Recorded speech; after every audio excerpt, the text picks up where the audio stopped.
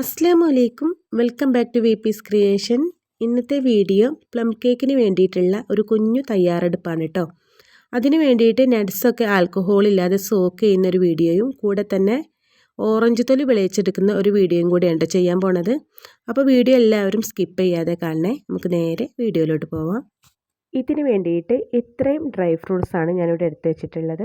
അപ്പോൾ ഒരു ബൗൾ നിറയെ ഡേറ്റ്സ് എടുത്തിട്ടുണ്ട്. നമ്മൾ ഡേറ്റ്സ് എടുക്കുന്ന സമയത്ത് നല്ല സോഫ്റ്റ് ആയിട്ടുള്ളത് എടുക്കരുത് കേട്ടോ, കുറച്ചൊരു ഹാർഡായിട്ടുള്ളത് എടുക്കുക. അങ്ങനെ എടുക്കുമ്പോൾ നമ്മൾ സോക്ക് ചെയ്തെടുക്കുന്ന സമയത്ത് നന്നായിട്ട് അങ്ങോട്ട് സോഫ്റ്റായിട്ട് അലിഞ്ഞു പോകുന്ന ആ ഒരു പരുവത്തിലാവില്ല കേട്ടോ, നല്ലൊരു ഹാർഡായിട്ട് തന്നെ നിൽക്കും. അതിന് വേണ്ടിയിട്ടാണ്. അപ്പോൾ ഇതുപോലെ ചെറിയ കഷ്ണങ്ങളാക്കി എടുത്തിട്ടുണ്ട്. പിന്നെ ഒരു ബൗൾ നിറയെ ഞാനിവിടെ ബദാമാണ് എടുത്ത് വെച്ചിട്ടുള്ളത്. ബദാം ഇതുപോലെ ചെറിയ കഷ്ണങ്ങളാക്കി എടുത്തിട്ടുണ്ട്. ചിലരൊക്കെ ബദാമും കാഷ്യൂ ഒന്നും ഇങ്ങനെ സോക്ക് ചെയ്യുന്ന സമയത്ത് ചേർക്കൂല കേട്ടോ. അപ്പോൾ ഞാൻ കാഷ്യൂ എടുത്തിട്ടില്ല. കാഷ്യൂ നമ്മുടെ ടൂട്ടി ഫ്രൂട്ടിയൊക്കെ മാറ്റി വെച്ചിട്ടുള്ളതാണ് കേട്ടോ. അതുപോലെ ഒരു ബൗൾ നിറയെ കുരുല്ലാത്ത ബ്ലാക്ക് റൈസിൻസും 1/2 കപ്പ് യെല്ലോ റൈസിൻസും കൂടെ എടുത്തിട്ടുണ്ട്. കൂടുതൽ എടുത്തിട്ടുള്ളത് ബ്ലാക്ക് റൈസിൻസാണ്. അപ്പോൾ നമ്മൾ എടുക്കുന്ന സമയത്ത് കുരുല്ലാത്തത് തന്നെ എടുക്കുക കേട്ടോ, എങ്കിൽ കേക്ക് കഴിക്കുന്ന സമയത്ത് ആ ഒരു ടേസ്റ്റ് മുന്നിൽ തന്നെ നിൽക്കും. അപ്പോൾ അതാ നമുക്ക് ആദ്യം തന്നെ ഇതൊന്ന് സോക്ക് ചെയ്യാൻ വേണ്ടിയിട്ട് ഒരു പാൻ വെച്ച് കൊടുത്തിട്ടുണ്ട്. അതിലേക്ക് 1/4 കപ്പ് പഞ്ചസാര ചേർത്ത് കൊടുക്കാം. ഈ ഒരു പഞ്ചസാര ലോ ടു മീഡിയം ഫ്ലെയിമിലിട്ടിട്ട് നമുക്കൊന്ന് ക്യാരമലാക്കിയിട്ടെടുക്കാം. ആ സമയം കൊണ്ട് നമുക്കിതിലേക്കുള്ള 2 ഓറഞ്ച് നന്നായിട്ട് ഇതുപോലെ ജ്യൂസ് ആക്കിയിട്ടെടുക്കണം. അപ്പോൾ ഞാൻ കൈ വെച്ചിട്ട് നന്നായിട്ട് പിഴിഞ്ഞെടുത്തിട്ടില്ലയാണ് കേട്ടോ. നമ്മൾ മിക്സിയിലിട്ടിട്ട് അടിച്ചെടുക്കുമ്പോൾ അതിലുള്ള കുരുവൊക്കെ അടിഞ്ഞിട്ട് നമ്മുടെ ഈ ഒരു ഡ്രൈ ഫ്രൂട്ട്സിന് നല്ലൊരു കയ്പ്പ് രസം വരും. അതില്ലാണ്ടിരിക്കാൻ വേണ്ടിയിട്ടാണ്. അപ്പോൾ നമുക്ക് പഞ്ചസാര ഇതുപോലെ ഇങ്ങനെ ഈ ഒരു പാത്രം പിടിച്ചിട്ട് അങ്ങോട്ടും ഇങ്ങോട്ടും ഇങ്ങനെ ആക്കി കൊടുക്കാം കേട്ടോ. സ്പൂൺ വെച്ചിട്ട് ചെയ്തെടുക്കുമ്പോൾ സ്പൂണിലൊക്കെ നന്നായിട്ട് പറ്റി പിടിക്കും. അതില്ലാണ്ടിരിക്കാൻ വേണ്ടിയിട്ടാണ്. അപ്പോൾ ഈ ഒരു പഞ്ചസാര ജസ്റ്റ് ഒന്ന് ഇതുപോലെ ക്യാരമലായി കിട്ടിയാൽ നമുക്ക് പിന്നെ സ്പൂൺ വെച്ചിട്ട് നന്നായിട്ട് ഇളക്കി കൊടുക്കാം. അപ്പോൾ ഞാനിതാ ഇനി ഒരു സ്പൂൺ വെച്ചിട്ടൊന്ന് ഇളക്കി കൊടുക്കുന്നുണ്ട് കേട്ടോ.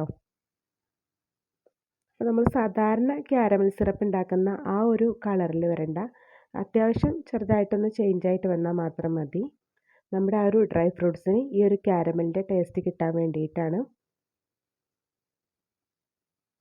അപ്പോൾ ഇത്രയും നമ്മൾ ക്യാരമലാക്കി എടുത്തിട്ടുണ്ട്. ഇനി നമുക്ക് ഫ്ലെയിം ഒന്ന് കൂട്ടി വെച്ച് കൊടുക്കാം. എന്നിട്ട് ഒന്നും കൂടെ ഒന്ന് കളറ് ചേഞ്ച് ആക്കിയിട്ടെടുക്കാം. പഞ്ചസാര നമ്മൾ ക്യാരമലാക്കി എടുക്കുന്ന സമയത്ത് ഈ ഒരു പാത്രത്തിൽ നിന്ന് പുക പോകുന്നുണ്ടെന്നുള്ളത് ശ്രദ്ധിക്കണം കേട്ടോ. നമ്മൾ തീ വെച്ച് കൂട്ടി വെച്ചെടുത്താലും കുഴപ്പമില്ല, പക്ഷെ നമ്മൾ ശ്രദ്ധിച്ചാൽ മാത്രം മതി. ഇനി നമുക്കിതിലേക്ക് ഇത് അത്യാവശ്യം ക്യാരമല വന്നിട്ടുണ്ട്. ആ സമയത്ത് നമുക്കിതിലേക്കൊരു 1/4 കപ്പോളം വെള്ളം ഒഴിച്ചു കൊടുക്കാം. വെള്ളം ഒഴിച്ചിട്ട് ഇതുപോലെ നന്നായിട്ട് തിളപ്പിച്ചെടുക്കണം. അപ്പോൾ നമുക്ക് ഫ്ലെയിം കൂട്ടി വെച്ച് തന്നെ കൊടുക്കാം കേട്ടോ. ഈ ഒരു പഞ്ചസാര ഒന്ന് അലിഞ്ഞ് കിട്ടാൻ വേണ്ടിയിട്ടാണ്. ജസ്റ്റ് ഒന്ന് അലിഞ്ഞ് കിട്ടിയാൽ പിന്നെ നമ്മൾ എടുത്ത് വെച്ചിരിക്കുന്ന ആ ഒരു ഓറഞ്ച് ജ്യൂസ് ഉണ്ടല്ലോ, അത് നമുക്കിതിലേക്ക് ഒഴിച്ചു കൊടുക്കാം. അതും ചെറുതായിട്ടൊന്ന് ചൂടായി വന്നാൽ നമ്മൾ എടുത്ത് വെച്ചിരിക്കുന്ന ഡ്രൈ ഫ്രൂട്ട്സൊക്കെ ഇതിലേക്ക് ഇട്ട് കൊടുക്കാം. മുഴുവനായിട്ട് നമുക്ക് ഈ ഒരു സമയത്ത് ഇട്ട് കൊടുക്കാം കേട്ടോ. എന്നിട്ട് നന്നായിട്ട് തിളപ്പിച്ചെടുക്കുക. ഇതിൽ നമ്മൾ ഒഴിച്ചെടുത്തിട്ടുള്ള ആ ഒരു ഓറഞ്ച് ജ്യൂസും അതുപോലെ വെള്ളമൊക്കെ ഉണ്ടല്ലോ, അതൊക്കെ ഒരു 1/4 ഭാഗത്തോളം വറ്റി വരുന്നവരെ നമുക്ക് നന്നായിട്ട് തിളപ്പിച്ചെടുക്കാം.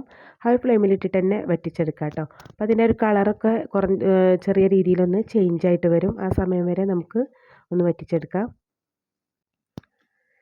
ഒരു 1/4 ഭാഗത്തോളം വറ്റി കിട്ടിയാൽ മതി. പിന്നെ നമ്മളിത് മാറ്റി വെച്ചെടുക്കുന്ന സമയത്ത് തണുക്കാൻ വേണ്ടിയിട്ട് വെക്കുമല്ലോ, ആ സമയത്ത് ഇതിലുള്ള ആ വെള്ളമൊക്കെ നന്നായിട്ട് തന്നെ വറ്റി വരും കേട്ടോ.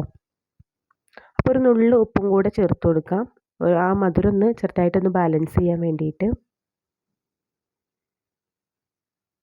അപ്പോൾ ഇതിൻ്റെ കളറൊക്കെ കണ്ടില്ലേ, ചെറുതായിട്ടൊന്ന് ചേഞ്ചായി വന്നിട്ടുണ്ട്.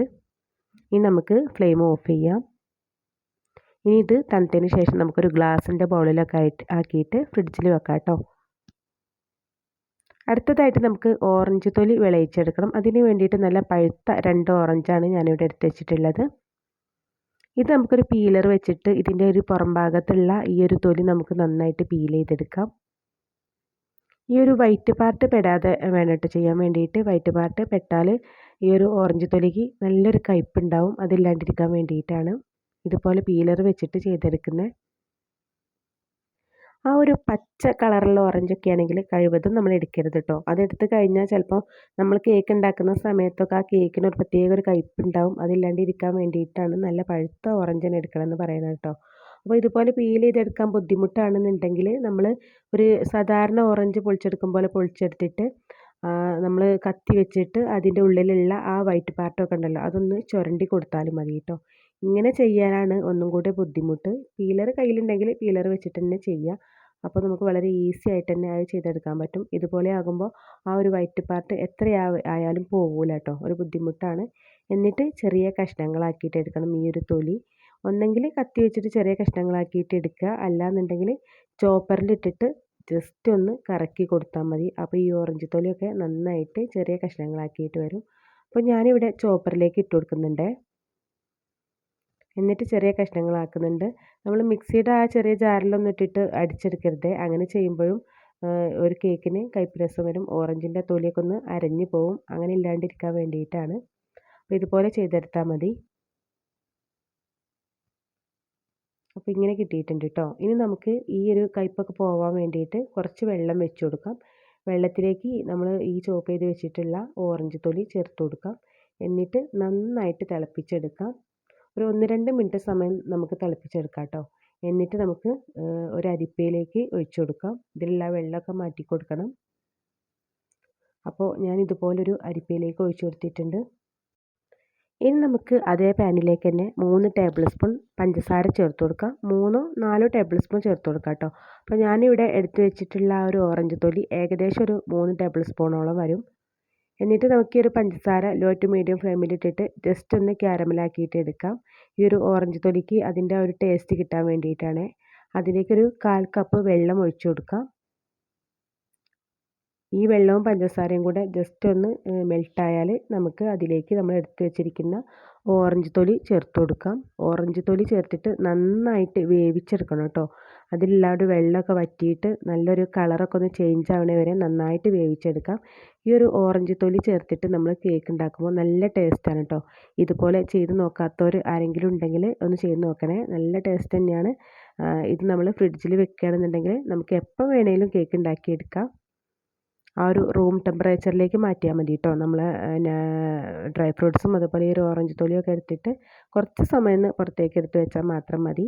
അപ്പോൾ കണ്ടില്ലേ ഇതുപോലെ ചേഞ്ച് ആയിട്ട് വന്നിട്ടുണ്ട്. ഇത് നല്ലൊരു ടേസ്റ്റ് ഉണ്ട് കേട്ടോ. നമ്മൾ കഴിക്കുമ്പോൾ തന്നെ ഒരു പുളിയും ചെറുതായിട്ടൊരു കയ്പ്പും അതുപോലെ മധുരമൊക്കെ കൂടെ കൂടിയിട്ട് നല്ല ടേസ്റ്റാണ്. അപ്പോൾ ഇതുപോലെ ഒരു ബൗളിലാക്കിയിട്ടാണ് ഞാൻ വെക്കുന്നത്. അപ്പോൾ ഇത് വെച്ചിട്ട് ഞാനിവിടെ 4 കേക്ക് തയ്യാറാക്കി എടുത്തിട്ടുണ്ട്. അപ്പോൾ ഇത്രയേ ഉള്ളൂ ഇന്നത്തെ വീഡിയോ എല്ലാവർക്കും ഇഷ്ടമായിട്ടുണ്ടെന്ന് വിചാരിക്കുകയാണ്. ഇഷ്ടപ്പെട്ടാൽ എല്ലാവരും ഒന്ന് ലൈക്ക് ചെയ്യുക, അതുപോലെ തന്നെ ഷെയർ ചെയ്യുക.